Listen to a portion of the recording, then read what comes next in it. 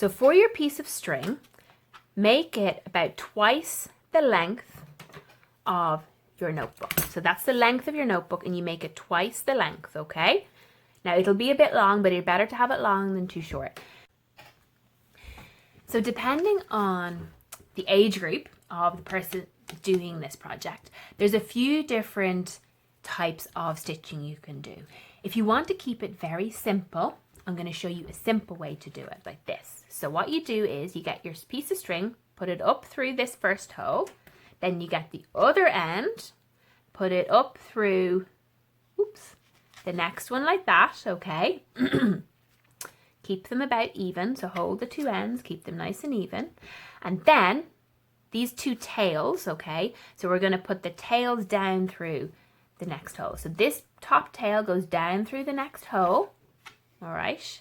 And this top tail goes down through this hole there, okay? So now they should be coming out the bottom, and you turn it over and you're going to tie a knot here. So you tie a knot like you tie in your shoelaces, tie it down once, and then you do a second one. So do a second knot exactly in the same place and tie that down there nice and tightly.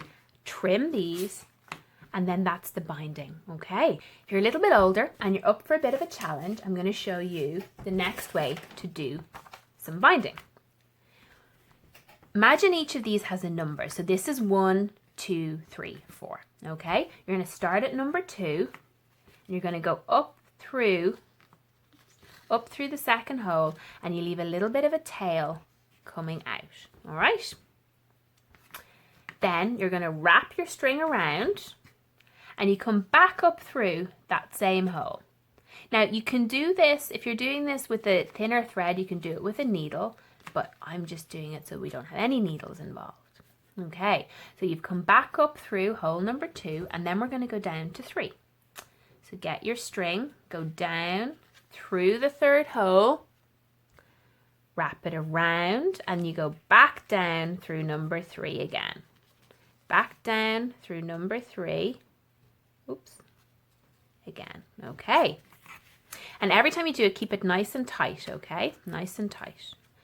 Now, we're at the bottom, so you're going to come up through number 4, which is your bottom hole, up through number 4, wrap it around, and come back up through number 4 again. Okay.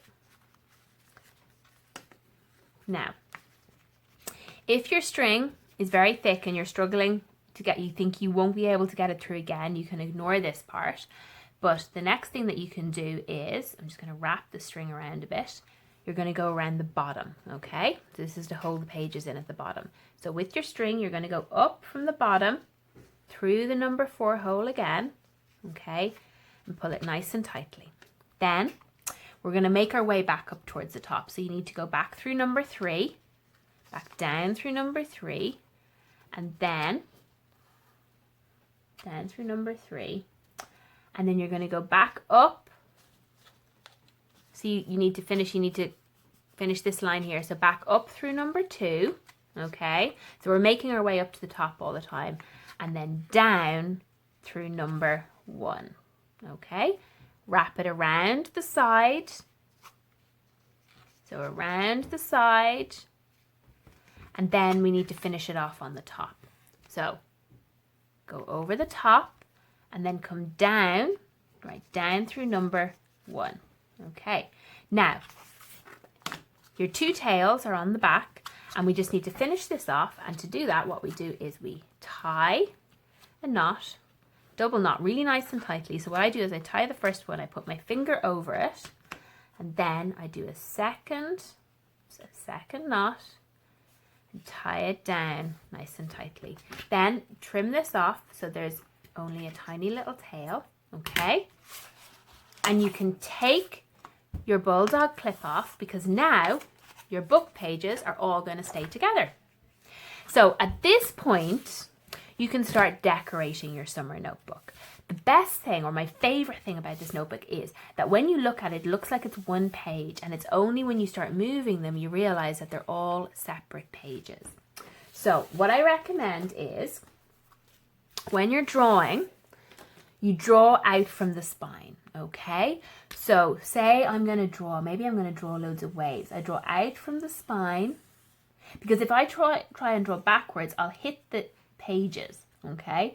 So I'm just going to draw. You can do words, you can do patterns, you can do whatever you want. And then in each page of your notebook, you're going to draw your summer memories, okay?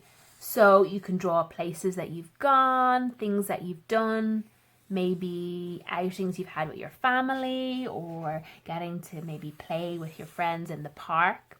What I might do now is, in one of these, I'm going to write, summer memories.